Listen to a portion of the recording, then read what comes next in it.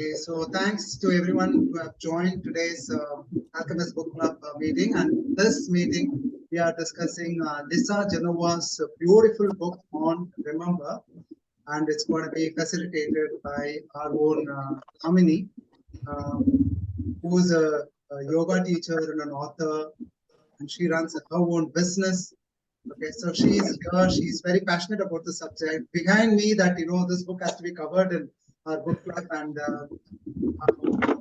Kamini for taking us through the book and leading the discussions. Yeah, Kamini. Yes.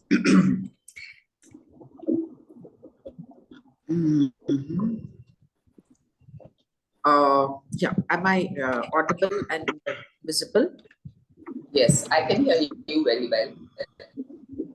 Okay, so yeah, but 1 minute. TG, I can't see the screen. I can see only Shobha.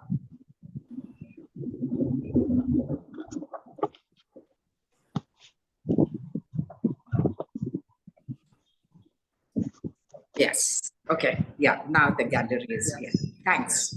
Thanks, TG, for setting the ball rolling.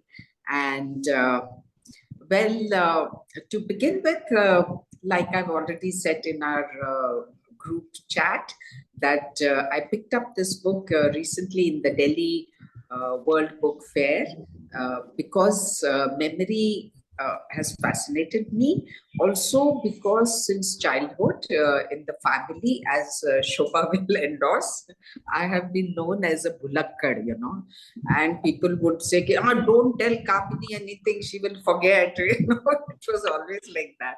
So I used to, I mean, if it's a joke, it's okay, but it used to be really quite a painful thing for me, a shameful thing, because sometimes it can create a lot of problem because you have been entrusted with something to be kept carefully, and you just don't know where it is, and everybody's looking for it. So yes, so my childhood I was pretty traumatized by this, and but of course now with so much reading, and especially reading this book, I can distinguish between a bad memory and this forgetting some things. So there is a big distinction, because at the same time I was performing very well academically. I was like, I've always been the avid reader, and the books I've read then, I can still remember sometimes even whole paragraphs and all. So it was not a case about bad memory, but being absent-minded.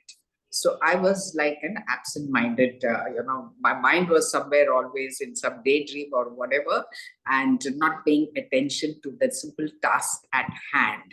So that was the problem. And I think I can say with some level of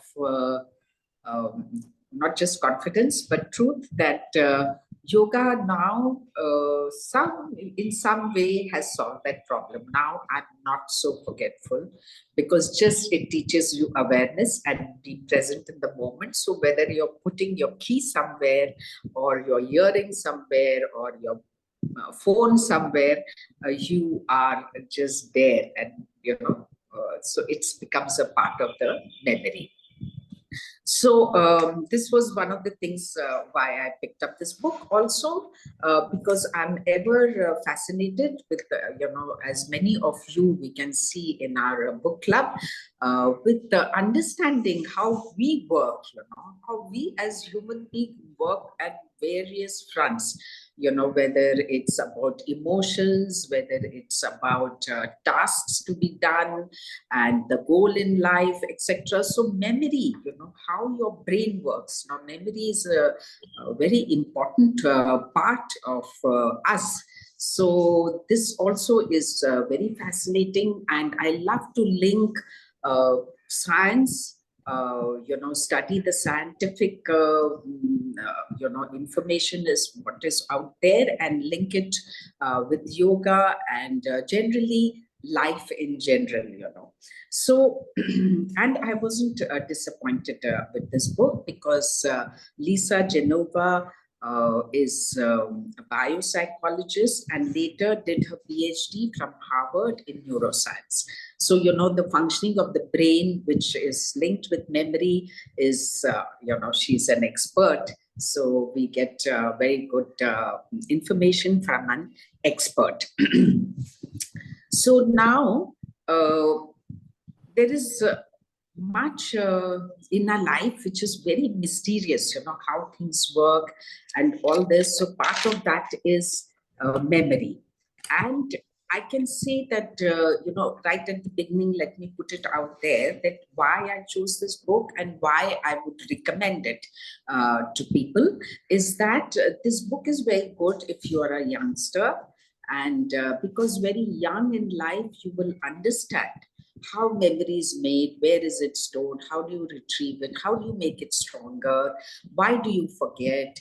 And all these things at a younger age is so important, so crucial, because you're grappling with so many things in life. And one of the biggest things is trying to establish yourself professionally, family, in so many ways. So for the young, I would definitely recommend, if I had read this book earlier on, maybe things would have been even better in understanding how to build memory. And then for people who are past their prime, it is still a very good book to go to, because we are all now under the pressure or the fear that our capacities are reducing. Maybe we don't remember as much, and if we forget something at once, there's a fear, oh my god, I have become old, I'm forgetting things. I don't know. So if you read this book, you will understand and distinguish, between malaise of forgetting, which is physiological or some problem with your capacity, and a normal universal forgetting. It happens to all of us, but you should distinguish between. So she puts it all very well and puts you in a very, very comfortable place regarding this. So even for the older people or the senior people, I think it is still a very good book. And like I already said, it's always fascinating to discover humans as they operate and at the various levels and all that. So then right at the beginning, like I said, she puts you in a very comfortable place, like it's universal to come into a room and then say, oh God, why did I come in this room? And you've forgotten why you've opened the fridge, or where have you put your phone, or that beautiful gift you wrapped up for your whatever party, birthday party you're going, and you've forgotten the gift at home. These are all things which when you read the book, you realize that they're quite universal, and you should not get into very a state of worry that there's something wrong with your capacity to remember. And having said that, even right at the beginning, she puts you even in a more comfortable space by saying that memory works more on forgetting than remembering. Then now, can you beat that? I was like really zapped. I said, what? I mean, I wish my teachers were told this, in school and all, when they caned you for not remembering something. And, so much of stress of your early life is about not being able to remember some things, when really it was a function of so many different things. Because that same childhood, the time of the childhood when you were struggling to remember some geography or biology or something like that, you remembered a song from beginning to end and you still remember. And it's not like you gave an exam for that song or nothing. You never labored over it, but you remember it. So, I wish some people read this book so that even in education, they can adopt these methods to make it easier for students to remember and not hold them to shame because, you forget some things. So that is the interesting thing, that it works more on forgetting, memory works more on forgetting. So even what we learned in school and college, really tell me how many of you really remember are using that information, and how many years we slogged over it. Can you beat that? Writing exams, this, that, and now where is it all gone? You've forgotten it. Because it's not of use, and it was mostly never of any interest to you except passing the exam. So memory, as we can see, that it is, we can have that list, TJ. So we can see a whole list she's given, which distinguishes what we tend to remember and what we tend to forget, because that will put it in a nice perspective about how memory operates in all of us. Yeah, okay.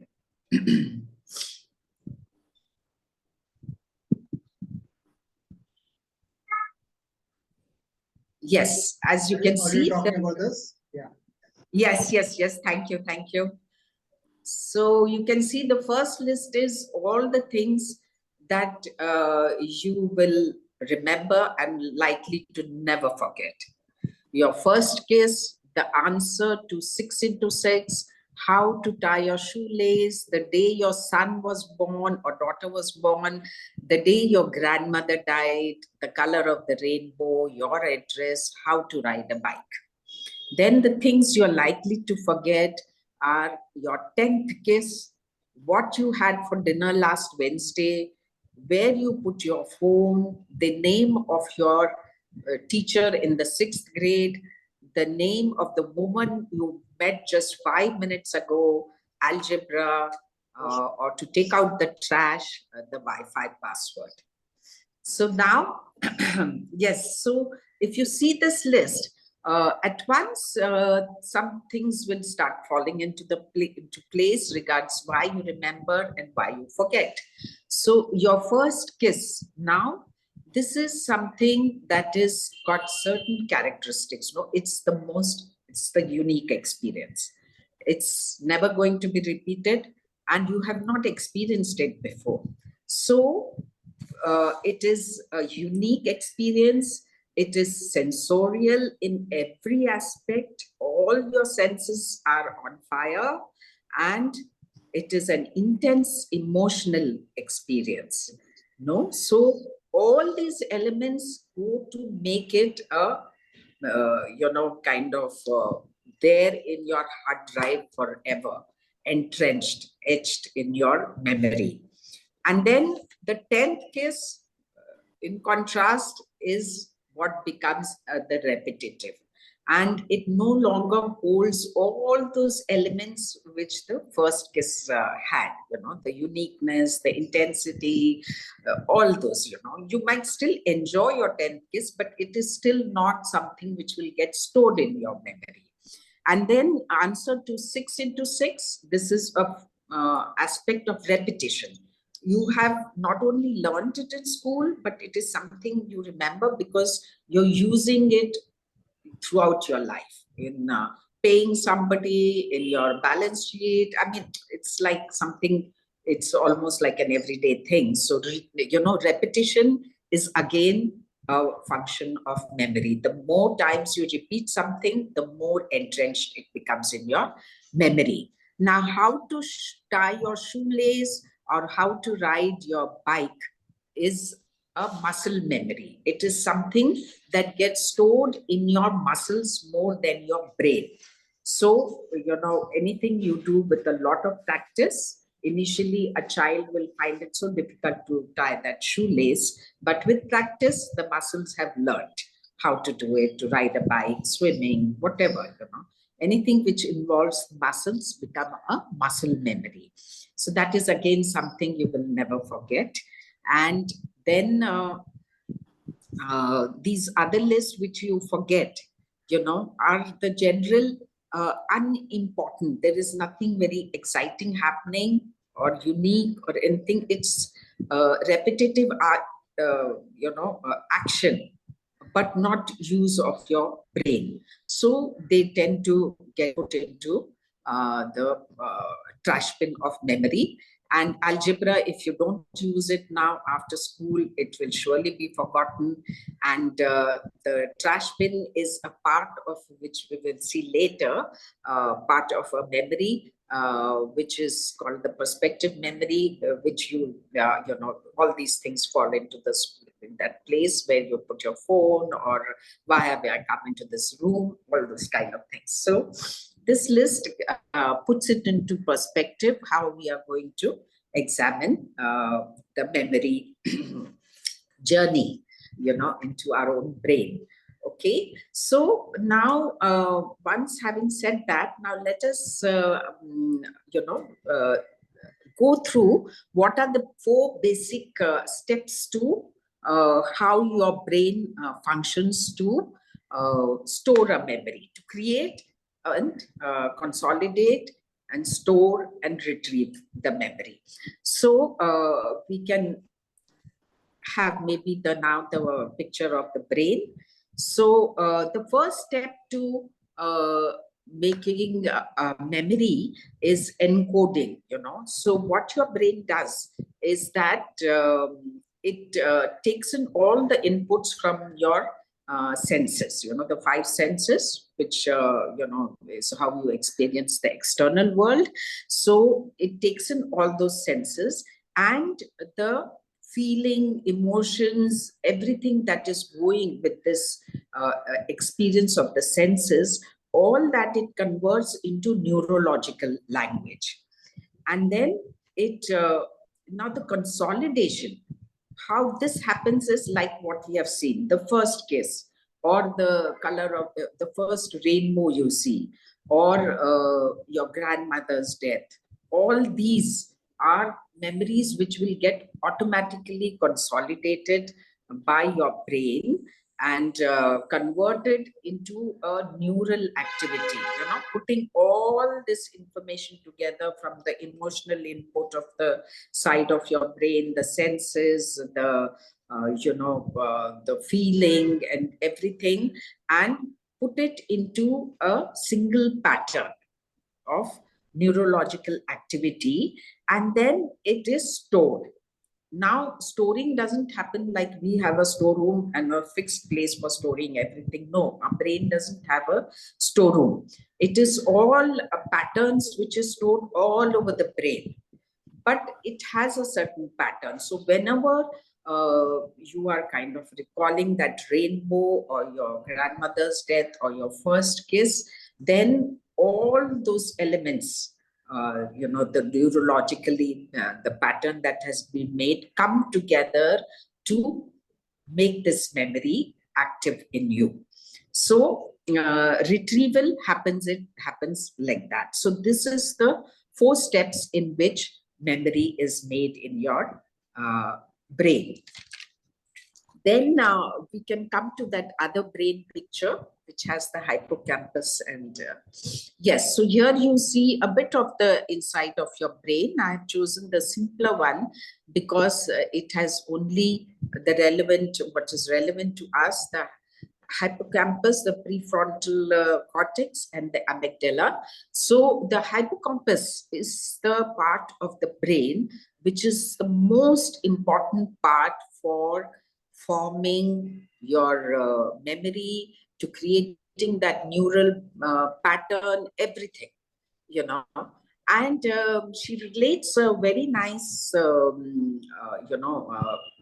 scientific research going back to, not research really, or yeah, one can say it is research, that in 1953, there was a person, I think his name was Henry, who was suffering from seizures, having fits. And they were like really bad ones, like almost like creating a fatal situation, and they were very frequent. And you can imagine from the age of, I think, 10, he was having that. So what a terrible condition he was in, and desperate for a cure. So at that time, Dr. William Sporville, he was the neurosurgeon, and he said, well, if your hippocampus on both sides hemispheres of your brain are removed, I think you will be relieved of this. So he was so desperate, and things were still not so finely researched as they are with the MRI and all now. But he was willing to try it out, and he said, "I'm willing to be a guinea pig, and you please do the surgery on me." So the surgery was performed, and the good news was that his seizures stopped and or became minimal. And but the flip side was that he lost all capacity to create new memory. So only what was stored, or in a pattern before his operation was still there, and he could retrieve it. But everything that happened after the operation stayed for only a short time, which is what happens at the prefrontal cortex. The prefrontal cortex is responsible for short-term memory, just a memory which need not, is useless after some time, like your passport. You need it, for a few seconds, and you just, oh, this, and quickly write it down, the Wi-Fi password or some passport you've received, or things like that. The prefrontal cortex is what creates that short-term memory, and it's supposed to be just 15 to 30 seconds, and then it's gone. So his memory became just that if he read a book, saw a movie, then he could go on seeing it again, because he did not remember that he saw the movie, or he had read the book, or he had eaten this thing, or he had just said this thing. So now that was the price he paid, but it was established that Caesar's hippocampus is responsible, but then it is also playing a very major role for memory. Yes, so now we can do away with the picture of the brain. So hippocampus is what is major in forming your memory and doing all the work for creating memory. So now here again, like I said, I like to read these things also to connect it to the yoga and whatever practice I'm doing. And I've recalled that there is yet another research, which is not in this book, but that they found that people who meditated, so they studied these people for a period of 6 months through MRI and the latest gadgets. And they studied their brain after 6 months, before and after. And these were like good meditators. And they found that the hippocampus size had increased by 28%. So here again, we can link that how some of these yogic practices, when they say that your capacity increases, you can remember better, you can function better, you can do the same task in a very short time, all these things which people actually experience is now being established by research. And I connected this to reading that the hippocampus is what gets impacted even in meditation. So yes, so, naturally, then your capacity to remember will also increase. So now, thankfully, we can also say here that our memory is our the brain does not work like a it's not something that will capture everything as it is, not that faithful. And thankfully, I suppose thankfully so, or that is the way it is, because we are all unique, no? We are not like some operating system of a computer or a camera or something. We are also unique, and our perception and our reaction and what interests us, everything is unique. So what feedback we give to our brain to remember or consolidate is also unique. What's the same scenery, the same thing happening, what Shobha will see, what PG will see, or what Anu will see, is all going to be, if you ask them later, each one will give you a different description or story of whatever they saw, depending on your own individuality about things. So that is how uh, memory works. And this again was very interesting part of this book, that we somehow think that whatever we see and remember is perfect and accurate. And she reveals that no, it's never so, like if they was like the 9/11 incident, they asked a lot of people. They said that, can you recall the video which showed the crash of the into Pennsylvania? There were three, into the tower in Washington, D.C., and the third one was at Pennsylvania. So they were told to describe the video that they saw. They all said, yes, we on the TV that saw all the three crashes, and we remember traumatic and something that is unforgettable and all that. And then one of them described a video showing that plane crashing into Pennsylvania. Now, can you beat it? That actually what the fact is that there is a video of the plane. There is only pictures because that was not caught on camera or the news or anything, Only later they found that there was in fact a third crash. It did not hit the target and all that. So there were only photographs. But because the question was that recall that video, everybody then used their imagination and put it all together and created a video.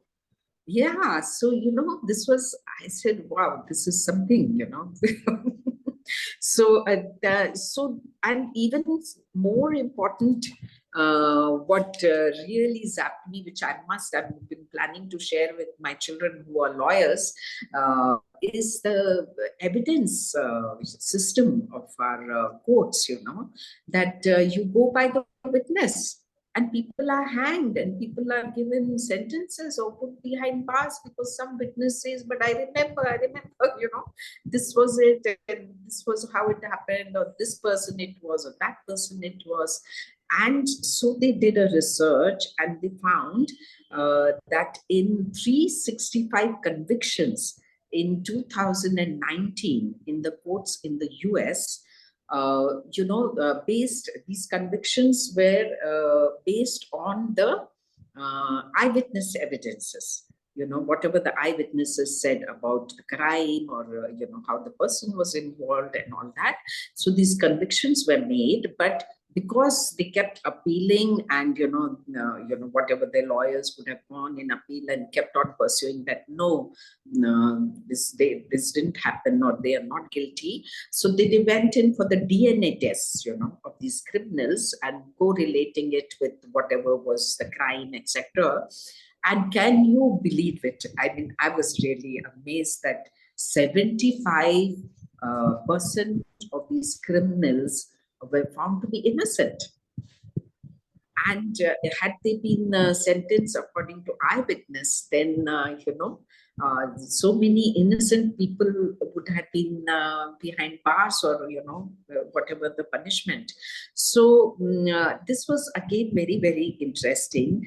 And so she says that it is not only that we use our imagination to connect the dots, whatever little bit you're not kind of figuring out what really happened, you just fill in the blanks and connect the dots with your own imagination and make a whole scene out of it, So she says that this is the problem, that why she says forgetting is more natural to memory. And also, if you don't keep retrieving memory, then also it tends to fade away or die, which is also a good thing. And it can be, this negative thing can be used by you when you want to forget something. That is also a problem sometimes. Just as remembering is a problem, so also forgetting can be a problem. There are so many experiences of life which are so painful, which you really wish you could forget them, but they don't get erased like that so fast, because as we have seen, memories about intensity, experience, emotions and all that, and good and bad both have this, then the memory is going to be solid. So we can use this retrieval part, of say somebody is going through a divorce and the husband has cheated, and this whole memory part is so painful and you're going through it, then the best thing you can do to not make it any strong, this memory, is to use this non-retrieval part of your brain's activity, and not keep revisiting that memory, not keep talking about it to your friends, to your close ones. And the lesser you sort of again and again relive it and revisit it, the more the chances of it dying a natural death. So both memory and forgetting is important for us. And how much time is that? Okay, so now,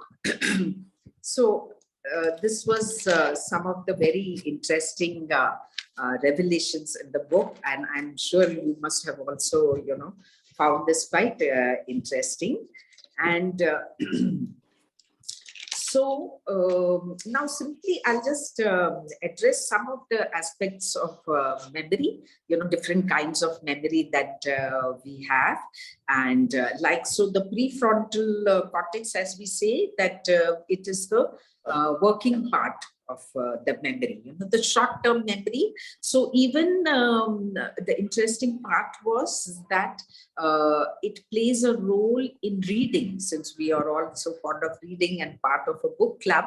So when you start a sentence somewhere and you're going down that sentence, now if your memory worked like every word is becoming their solid memory, then to progress further is difficult. So it works in a very nice way, that this working memory is just retaining it for a few seconds and disappearing as you're progressing further to the end of the sentence, and then it makes into a kind of essence of the meaning of the sentence, unless you're so kind of taken up with that sentence that you go back again, read it again, like I did with forgetting is part of the memory. And so so then of course it becomes solid memory, otherwise it is a working memory.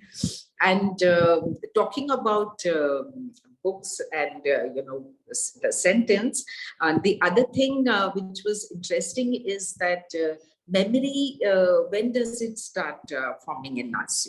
When do we start having memory as children? So the earliest, she says, is 3 years old. And if that 3-year-old has developed very good language skills. So you see, we come to the part where language plays a very important role in memory. So you will find servants and, people who have not had the occasion to go to school or learn language or read or be exposed continuously to many words and vocabulary and all that. They have very limited things to talk and exchange and remember and all, because they have not had this occasion to develop their memory. But when the child reaches 6, so yes, 6 is the age when our memory starts forming. And of course, it's like a very fertile ground at that age. So our memories are quite strong of whatever we have experienced then.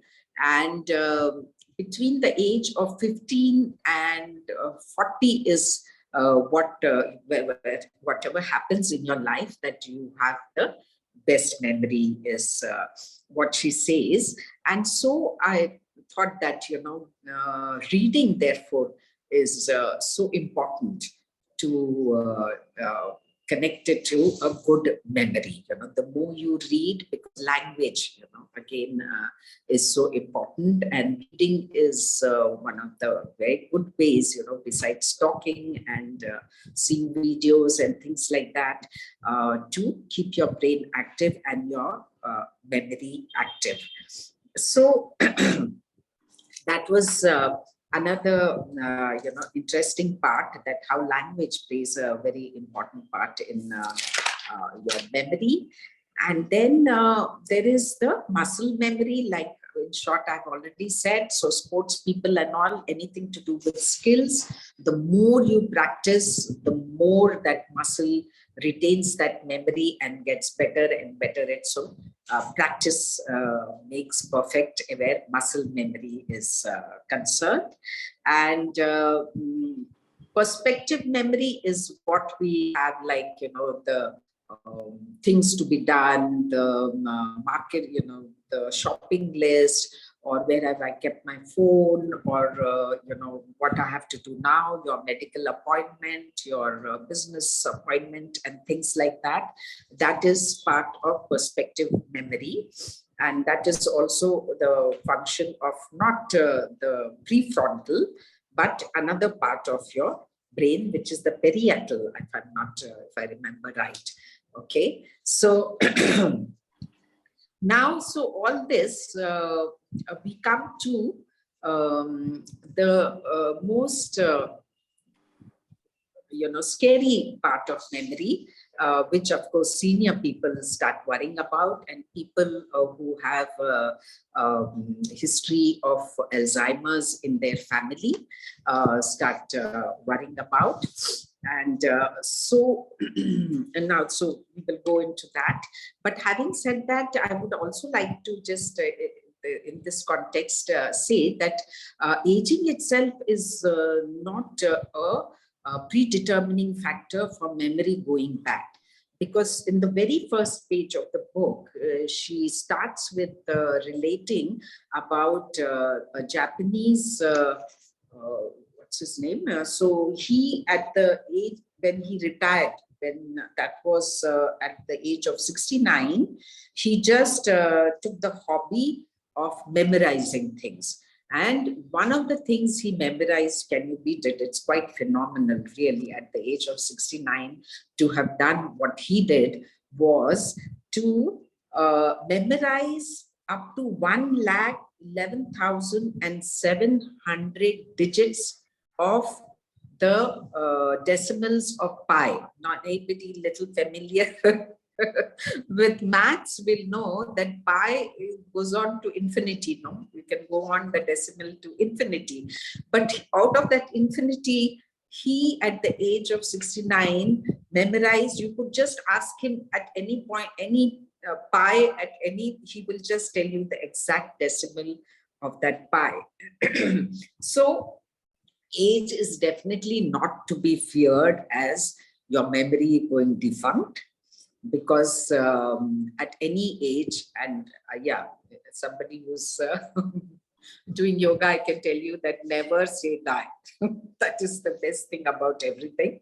And to go on finding out what is the best ways to be not just young, but fit. To the end, performing all your basic things to the end of your life. And yes, so another positive thing I want to relate before I go on to about whatever the dismaying things about Alzheimer's, is that they did a research on nuns, who were above 75. And they followed them up for 25 years, and whoever was passing out in the intermediate period and all that. But they kept up certain activities for those nuns, which involved brain work, physical work, and everything, so that their memory and brain is in a good functioning order. And then when they died, they had, given their brain up for autopsy as part of the research, and all their brains was, the autopsy was done. And can you believe it? It was found that their brain physiologically were of that of somebody who could be having Alzheimer's, that they had shrunk in size.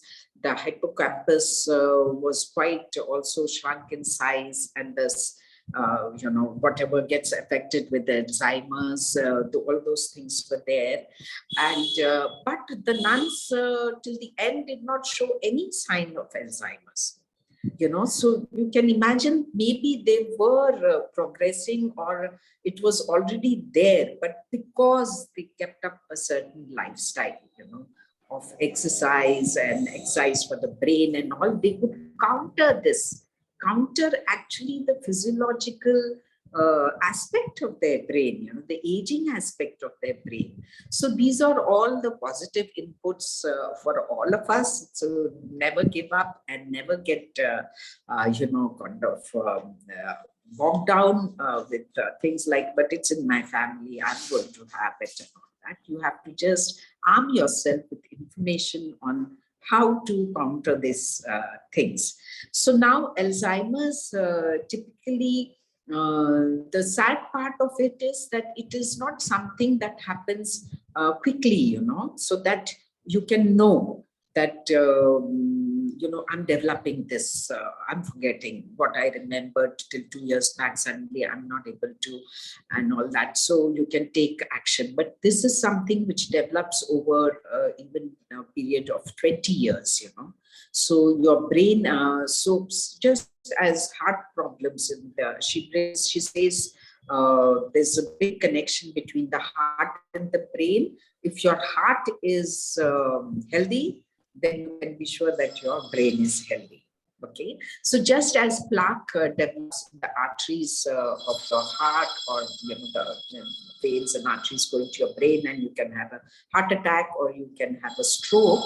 Similarly, in the brain, in the hippocampus, a protein called amyloid develops, which kind of starts, layering the synapses. The synapses are what connects each neuron to the other, no? So now, if the synapses are getting this protein, and plaque, they're developing this plaque, this amyloid beta protein.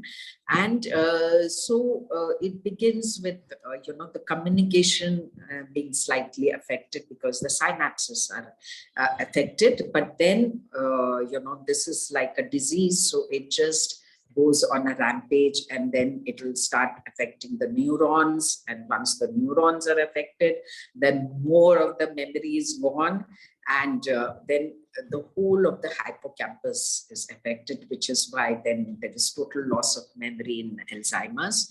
And also then it goes to the parietal lobe, which is your spatial brain, which tells you your place vis-a-vis the space around you, that you're in your home, you're sitting on a chair, or out there in the world, your position vis-a-vis the space around you, the country, city, whatever, So that is why you find that in Alzheimer's, then slowly people start losing their way. If they go out alone, they cannot find their way back, because that spatial part of the brain is also attacked by this. So, but like, so now after talking about the worst of the memory problems, that is Alzheimer's, then towards the end of the book, we have lots and lots of advice from her on how is the best ways to keep your brain and memory functions intact. So although she's put in diet, and she's given very good advice on what should be your diet. And of course, like for everything else that we have seen now regards lifestyle of eating fast food, processed food, dead food, not eating fresh, not eating generic, not eating seasonal, just going by some fads and things like that. Definitely, again, it affects your memory. To eat fresh, and vitamin D and B12, definitely good for your memory. And then also exercise, doing, for the body, and always learning new things. Always keeping a hobby or something, not doing just repetitive things. Like if you're working in a bank, surely your job is going to be quite repetitive. It's not going to exercise the creative or retention part of your brain. So such people must definitely learn music or learn a new language, or painting, whatever. I think those are the things that not only keep your memory young, but keep you also young, and in the sense of being fit and able to do a lot of things. And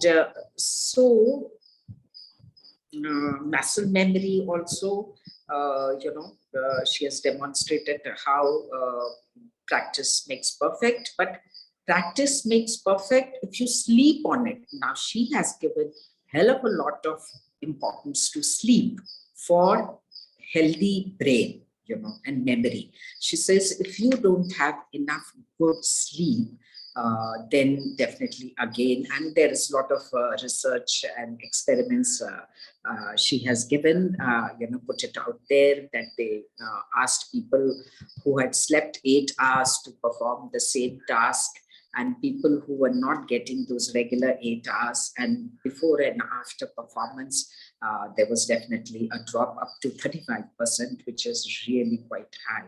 So sleep is something you must, and here again, I connected it to Yog Nidra, because just recently people are, and the world is discovering how Yog Nidra can empower you, and how good it is for learning. In fact, Swami Satyananda Saraswati, when he was training Swami Nityananda, who was hardly 5-6-year-old boy, but he was the one chosen to succeed Swami Satyananda. So, but he was extremely naughty boy, extremely hyper and naughty. So it was very difficult to pin him down. I mean, can you imagine, how do you make a hyper child listen to Gita or the shlokas or do any of these things? So what Swamiji used to do was, just in that state when he used to fall asleep, he's just falling asleep, he used to sit by him and read the Gita, and then in the morning he used to just see that he's around in a place where Gita was being chanted. And can you imagine, this is the way that young boy finally learned most of the scriptures, so that powerful it is, that state of deep rest. So that is what here she also recommends, that sleep is a very important part. So I think, there's a lot more. You can still, read a lot more in the book. And, but yes, now if there are any questions, I think I didn't think I will speak so much. It definitely was extremely interesting, Kamini, and very clearly described, put forward. I was hanging on to every sentence, which I would not find difficult. But again, I don't know how this prefrontal cortex will work for me. That's my short-term memory thing. No, but really, thanks a lot for taking so much trouble to put it across so clearly. And, yeah, as always, everyone has a problem of recalling and good memory and all. But what you also have said, and what Lisa has said, is to continue to do new things, to learn new things, things in different ways, hobbies, etc. I think that is above all important. Yeah. Yes. Thanks, Kamini. Thanks for covering the most important, interesting aspects of the book. Of course, we would like to, discuss few things also with you. And it's open for everyone else also to discuss about our experiences with our own memory, right? And especially the memory of our loved ones. And we are so disturbed when they forget our own birthday, right? And we curse them on what kind of a memory do they have? Okay, so here is a poll that is coming your way. Okay, just answer this question of, are you able to see the poll? Yes. Yeah. So you think you have memory problem? Is that? Yeah. Okay. Taking a poll, yes. So, okay, so few of them are answering. Of course, we don't know who's answering what, so we don't need to worry about it. It can be true. Yeah. Okay. So, and you can just say, let's see, we'll close the poll in another 3 seconds. Yes. Okay. So thanks for the answer. And so this is the result. Are you able to see the result? Oh, wow. That's fantastic, Jay. That was a good idea. So it's about I'm sure that is because most of the people here are young. Oh, No. so is it connected to aging then? Because like Kamini said, it's not connected. Not connected. 56% feel that they have they have a memory problem. That's you all need to read the book then. Okay. And We think, 44%. the thing is, we think we have a memory, some of us may think we have a memory problem, but from what she's explained is that Kamini's point was from the book, it's natural and it may not be a problem, so to speak. Yes. So when you do notice, you forget things, but probably that's the nature of memory. Yes. What I really liked was your point about the witnesses, relying on that. And you do fill in the blanks. Your brain it's not that you're telling lies, but or knowingly falsifying or some such thing. You genuinely believe you saw something or heard something. Your brain basically tricks you by filling the blanks. The other interesting point was your thing about muscle memory. That's something you don't use because it's not linked to your brain. It's linked to the muscles in your body by repetitive, like swimming or, driving or riding a bicycle. You're doing it somewhat independent of your brain because it's there in the muscles too. So that's what happens in yoga. Sometimes your mind is elsewhere, but you're doing your Surya Namaskars perfectly without thinking about, thinking of some other issue, but making no error on your asana. Yes. So, very interesting. It also gives you the curative side. I mean, what to do about it also follows, therefore, to some extent.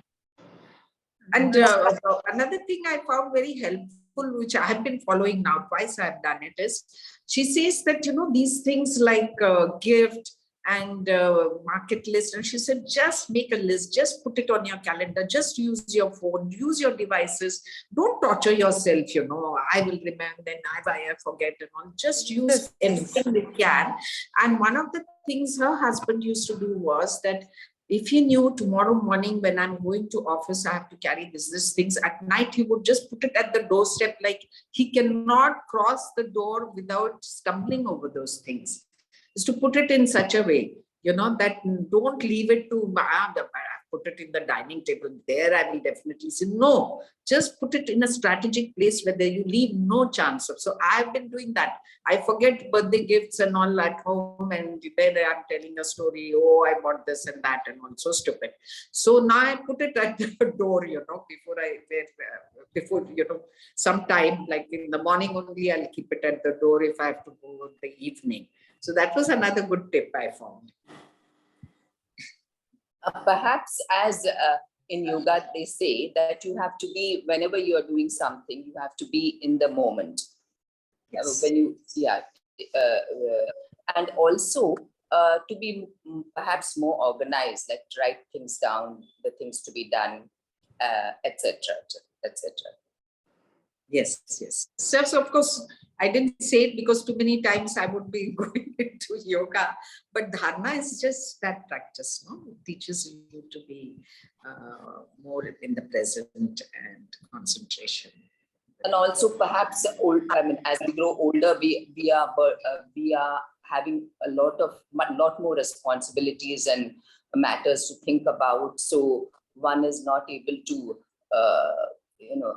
as compared to children who have uncluttered minds, very little to think about. Yes. So just being organized perhaps is the best, Yes. one of them. So, Kamini, there's an interesting question by Babu. Yes. Babu, you want to open out and ask, or do you want me to read it? Yeah, please, you can proceed. Oh, no. Now that you come on voice, so please read out your own question. We want to hear you. Yeah, hi everybody. And just a witty question. Say, like as Shobha ma'am was telling, when we grow up, like we have more responsibilities. Like when the responsibilities increases, there are chances that like we miss out on few things. Okay. So my witty question is that, like, my wife calls and tells me to buy something back home, but due to the work pressure, like when we go home, like we forget. So, like, how do you see that? Like, is this a natural memory issue? I mean, like, natural cause, or do we see it as a problem? No, not at all. Not at all a problem.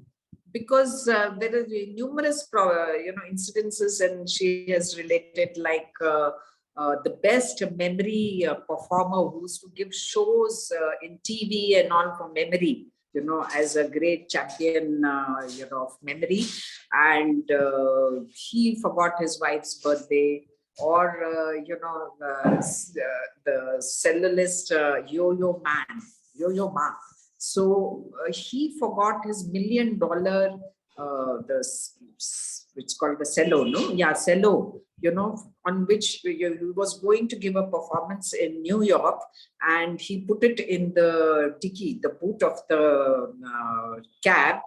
And when he got off, he forgot it in the cab. Now, can you imagine, multi-million dollar, he's gone to New York to give a performance, and while getting into the hotel, he's forgotten that. So these are all very normal, natural, memory lapses. But yes, what I've seen since childhood is somehow these lapses are become a big issue, between people, between parents and children, teachers and children, husband and wife and all. And it's like, you don't value me, that's why you forgot. Something I had asked you to do, so you forgot, and all these complications. But it seems like after reading her book, she categorizes it as very universal and normal. Even the best, like we are seeing examples, I've given you two of people who forgot such normal, ordinary things. So that's why I just put an alarm. When I'm leaving home, my phone should give me an alarm that, I have to do this for my wife better. Thank you. Kamini, I have a question. Yes. The lifestyle over the period of years have been changing. And if you look at the current lifestyle, we are bombarded with information overload. And especially with a lot of these messages, online, friends, chats. So how is it having an effect on the information overload is having an effect on the memory, especially with the youngsters? Do you think it will have some kind of an effect, or is it the brain has the capacity to handle such kind of overload? Is there any hint about that in the book? Yeah, so she does address that. And she says, if you want to have a good memory, good functioning memory, then you should reduce your device time. going through your phone and because most of it, as I'm saying, not she, but I can relate it by, is that it's happening in your prefrontal, really. All this, going through the reels and going through this WhatsApp and they are such, sometimes such wisdom and whatnot, but few things which really kind of hit you will go further into your hippocampus. Otherwise, it's in the prefrontal, and then you say, what all did you see in your WhatsApp? Even 5 minutes back, if you ask, you will not be able to say, what all messages you have seen. So, but yes, she does say that you should not get addicted and don't give so much time to it. This information overload is really not advisable. Unless really you are searching for something and, using the search engine, going into it otherwise it's a whole lot of very superficial entertainment. And yeah, so it's open to others in terms of if you have any questions around memory and remembering in particular.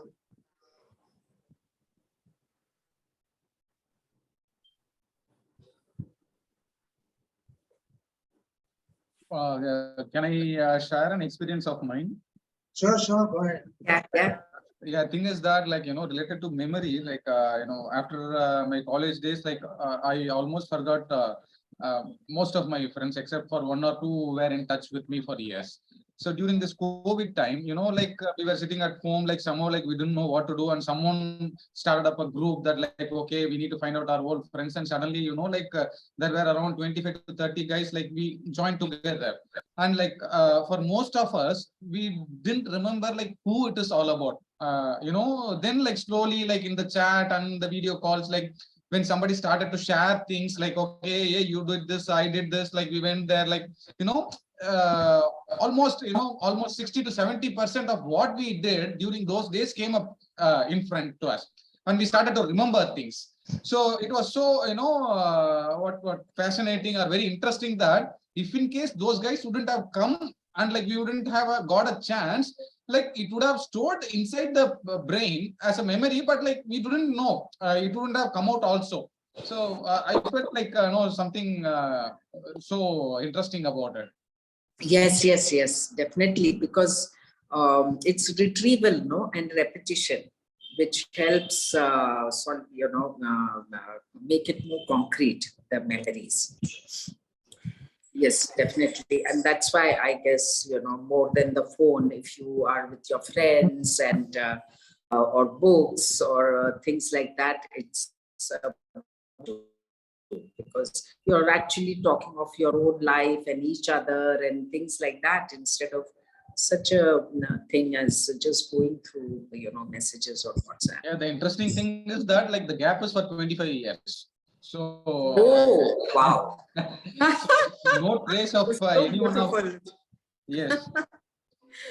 Beautiful. That's why, I find that we, over the period, we have made so many friends and all, but fortunately, again, we should be thankful to the new technology that we have connected back to our school friends. And meeting school friends is a completely different thing. And one of the fantastic things is this recalling what happened and what you did and which teacher did what, and, all these things. So, yes, that is definitely a very healthy way to also keep your memory alive and yourself feeling good. Yeah. Also, as you said, it's mentioned in the book that when you learn a song or a nursery rhyme, you can remember it forever. What is the explanation for that? One forgets a lesson. Yeah. Yes, so that also she has addressed in that where she deals with language. So she says that, syllables, when you break up a language into syllables, then the lesser the syllables, the better is going to be your retention. So the poetry, Sanskrit, or all these or a very well written book, why does it please us? Because, and why is it so nice to read and even retain, is because of like what you're saying, the language part of it is so beautifully done. So she has given an example of one para of a very good writer, but that para has so many syllables, that really, even when I read it, I started at one end of the sentence, and by the time I came down to the end of the sentence, I did not know what I had read and what it was trying to convey, because there were too many syllables and too many disconnected things being spoken in one sentence. And then, as an example, she gave the sentence from her own book, Still Alive, which was made into an Oscar award-winning film. And that sentence is, even then, no, this is the first sentence of that book. Even then, comma, more than a year earlier, there were neurons in her head, not far from her ears, that were being strangled to death too quickly for her to hear them. Now that is graphic. She's described, she starts the book about a person who's developing Alzheimer's. So this is how she starts, that the neurons in her head were being strangled to death between her ears, but she could not hear it. Now, this sentence, you are naturally going to proceed in that book further, because it is so well written. The syllables are short. There are not too many. I'm not reading the other one, which is a fairly long one, but just since you said. So the songs, lyrics, somebody has put so much of his creative energy into it to make it meaningful, to make the words and all, strung together so beautifully that you just hear it, enjoy it, and you become one with it. So that is the power that these things have, and you cannot forget them. Does learning Sanskrit help in better memory and I don't know what else, but they say learning Sanskrit is very helpful, very good. I think learning any language will help the memory, basically. Now, when they talk about Sanskrit as more than a language, more than a language of communication for everyday life, I don't think, little bit, yes, because it is so lyrical. But when they talk about it impacting you, is when they're talking about the shlokas and the mantras. Those are again, vibrations strung together in Sanskrit in such a way that they impact the vibrations inside you, around you. They create a field, electromagnetic field around you. And that is what then impacts you, not conversational Sanskrit. But yes, learning any language is definitely a very, very good way of keeping yourself fit mentally.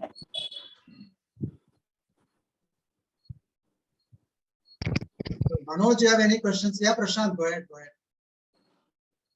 Yeah. Okay. So I was wanting to just ask one small thing, or rather, it's a piece of information.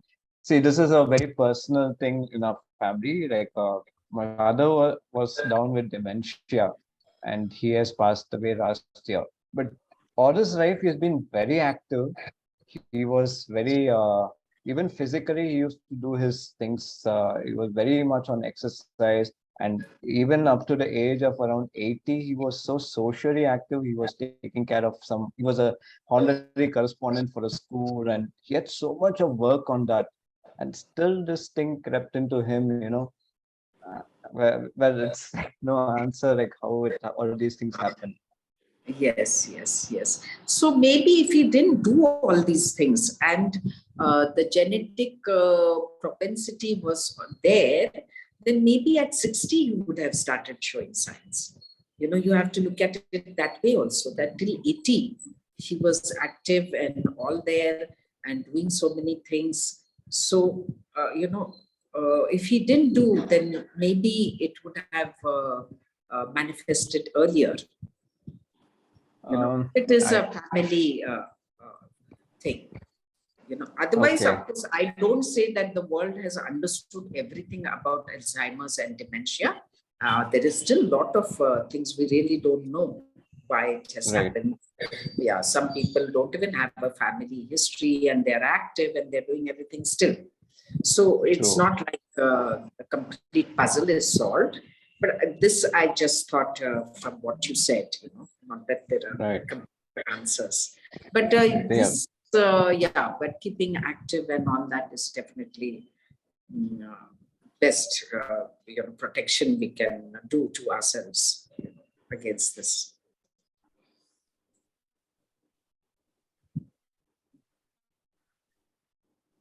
Also, perhaps one should not go on and on when a person is forgetful about little things or big things, to go on pointing out to them and making it seem like a weakness. I feel that is also very important. Yeah, sure. Because because the person starts really believing that he or she is that. So that I think should be avoided by. Yes. That's why I feel some of these books should really be given, teachers, educationists and all should arm themselves with all this, so that they have more compassion for the people that they teach, and they know that there are other methods available than just giving stress and tension or name calling and what you said, making the person feel bad about himself. Because all research is now showing that kindness, compassion, love, and all these things in the person who gives and the person who receives really releases some very powerful, dopamine and serotonin and all these things, which finally, whether it's your brain, your heart, your body, is the best thing that can help for the well-being as a whole. Yes, definitely. So you must be careful with children, not get angry and frustrated. Yes. Yes.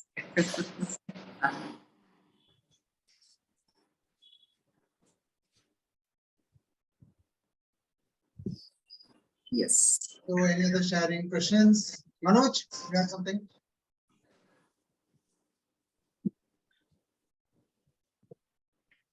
Let me see who else is there from the book club. It's Yeah. nice. Funny, Sarah. Oh, great. So happy to see Kalpana also. Santanam, yes. Divakar, okay. Manoj, you want to share something? Yeah, this is sometimes now for a particular purpose, we do work on some contents, and we feel like the content has to be presented in a particular way. Okay, and when we do that kind of presentation, suddenly we find a kind of sudden darkness kind for some time. And how do we connect it now? So I'll repeat it once again in very short, like it's a content it is, where we want to present it, and we could have practiced and all these things for the content. When we do the presentation, suddenly when that particular area comes, it becomes suddenly a darkness. Somewhere we are left out or something like that. And how do we either come back, some techniques to come back, or how do you manage that? Forgetting during pressure, you mean to say? Not pressure. Suddenly, no. See what happens, like at some kind of words or some kind of feel in the word suddenly make us go suddenly deeper into that. Without our own control, suddenly we get into deeper into those kind of words. And what happened, that flow content, we normally miss it off. And then when we come back, it doesn't match for us to come back at that level. Suddenly it becomes a darkness. And many times we need to manage the situation, but I don't feel a right technique to manage that. Okay. You said they feel like a blacking out, a memory lapse. Yeah, suddenly blacks. Yeah, that's also again very, very normal, And in fact, me for not 20 years. Now she is introducing me to somebody in a club, like somebody I don't know. And she says, she's this one. And she turns to me and she says, and she's forgotten my name. Yeah.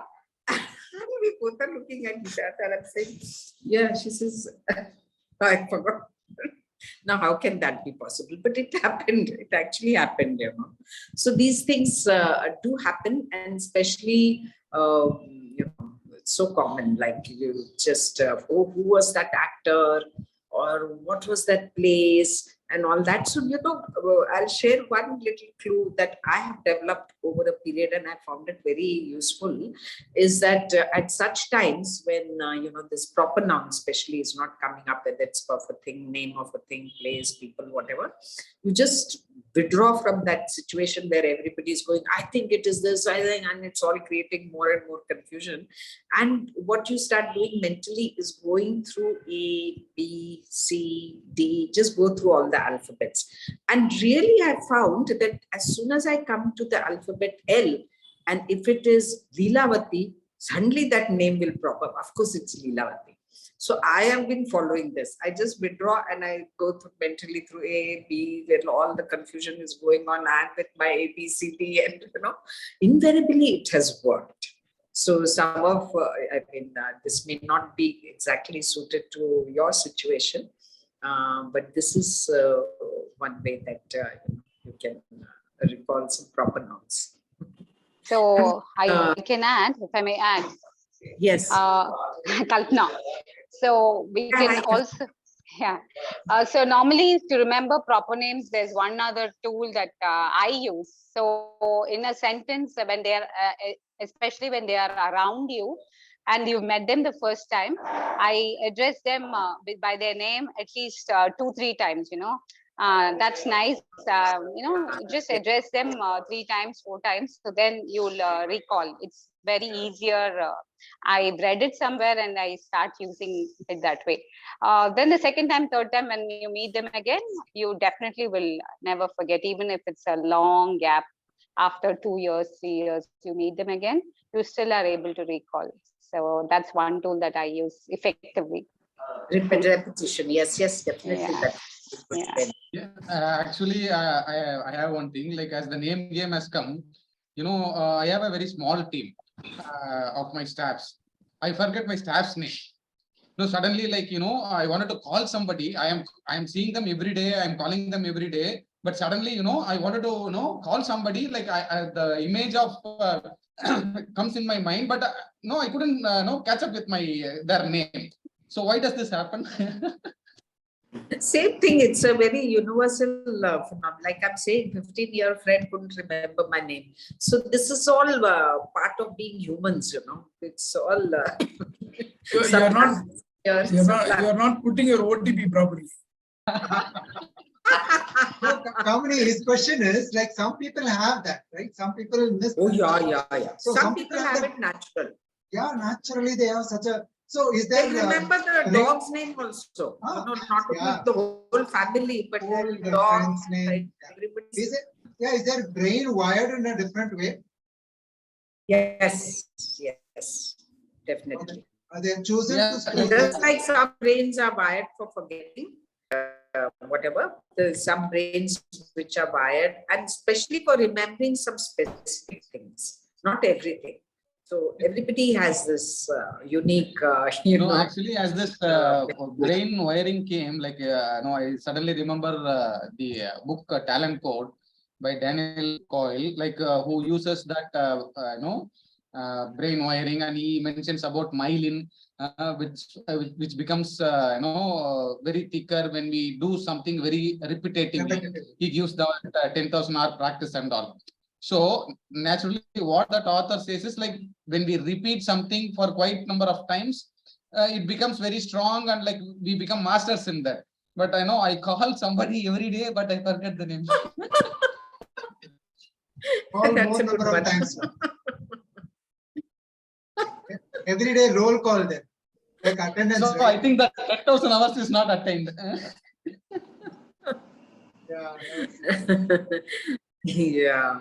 But if you withdraw from that moment, it will come to you in 30 seconds or a minute or so, But sometimes this, I don't know, we don't have answers to everything. We have to accept that some things are mysterious, why they happen. And another thing about looking for things your place, in fact, sometimes something you have put away very carefully, because it's precious jewelry.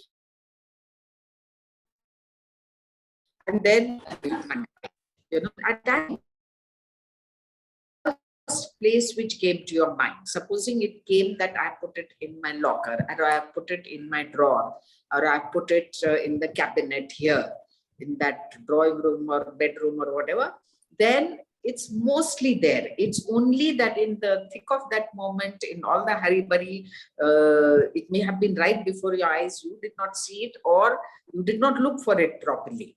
And then once that moment escalates, then your brain is running helter-skelter, and worry and anxiety and stress, everything sets in. And if there are other people involved, then it even becomes worse, that you must have kept it there and I must have kept it here, and all the confusion happens. At that moment also, it's good to withdraw and say, what was the first place which came to my mind that I have kept it here? Please go and look again in that place very carefully, calmly, coolly. Mostly you'll find it there.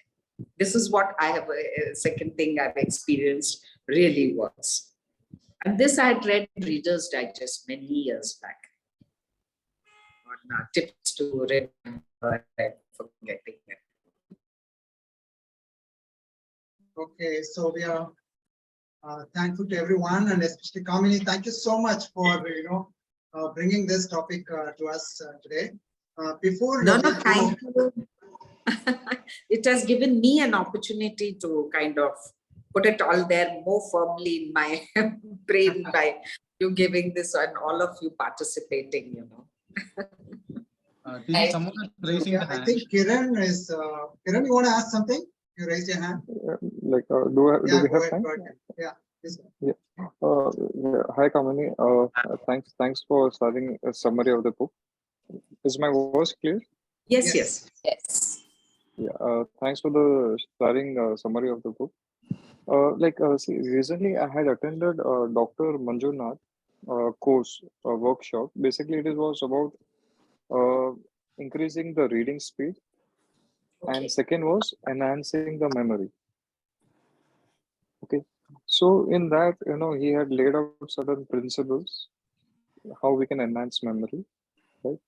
And in this, he was saying about left brain and right. Work with our right hand, it enhances our left brain, and and if we use our left hand, it is work on our right brain. So about left and right brain. So my question was relating to left and right brain. Second is also what he use what is in his hand. So it will help us to balance, increase the balance the brain. So there is some term called, he uses ambidextrous. Yes, ambidextrous. Yeah, ambidextrous. So, but when I read I went to a couple of videos that. So what they said is it is in fact not good. This ambidextrous is not good.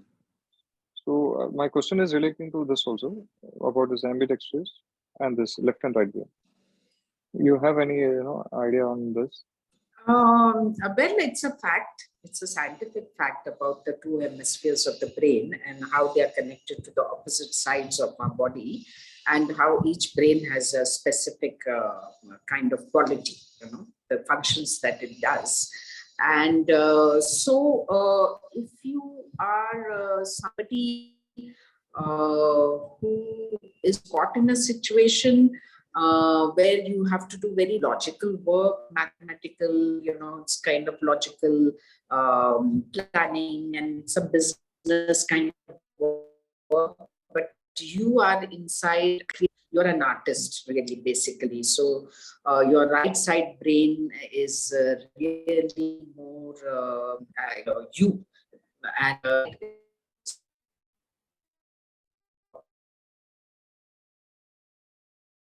and so what does such a person, because life doesn't always present you with situations where you can do what you love to do. You have to do something for your earning and things like that, and you have to do that job or that business. So in that case, it's a good practice thing, because this weak brain, which is the logical brain, will become a little more active and try to bring a balance between your creative and logical side. There it is. But if you're creative, you're doing creative things and all, there's no need really to, and you're a left-handed person. All creative people tend to be artists and all tend to be left-handed person, because their right brain is much better. So why, do this? I must get my right also working. No need. That's what I feel. Okay. But in yoga, we try to bring balance between both hemispheres. Because generally balance in all aspects of you is what yoga tries to get you into. I read some negative review on YouTube. So again, it stopped me, about thinking further on the balancing. No, it's good. It's good. So even if you're an artist, it's good. No, if little business side comes in it, so that you make little more money out of your art. Otherwise, you will not be using your brain on that score at all.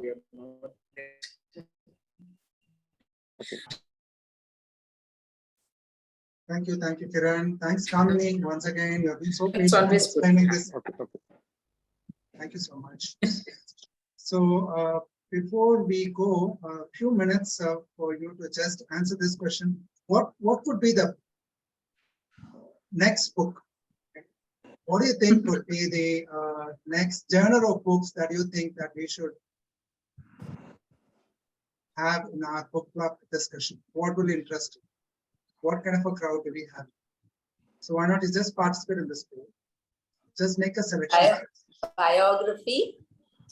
No, you can click on whichever you want to select. So it could be multiple.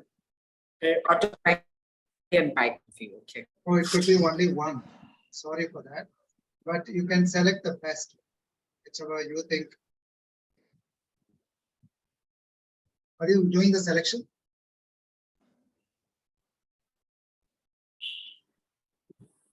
Oh, it's not submitting. It's not able to submit. Yeah.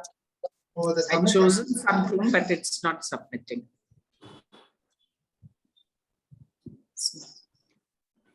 Not going through. We tried. There were two questions, and maybe if you would have chosen one answer for both the questions, I think it would have come. Yeah, now two questions. Second question is cooking or traveling.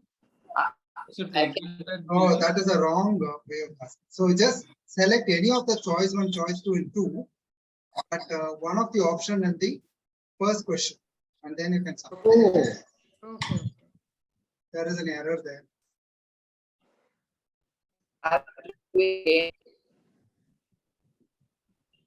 What do we have? Biography. Have you selected? Yes. Yes. What do we have? 57% want biography, autobiography. Management 14%. Money, finance 14%. Religion, spiritual. Okay, so it gives a taste of what kind of books are interesting for our book club. I'll also run this across other people who are not joined, because this is only of the people who have come over here. Okay, in our group, I'll run this and see what kind of books are interested, and then we'll have the next session. But wonderful to have caught up again, with Kamini, taking the lead of carrying forward this discussion. Thank you so much, Kamini. Thank you. I also enjoyed. Thank you, everyone, for joining in. Thank you Bye. so much. Thanks. Keep reading and keep sharing. Bye. Thank you.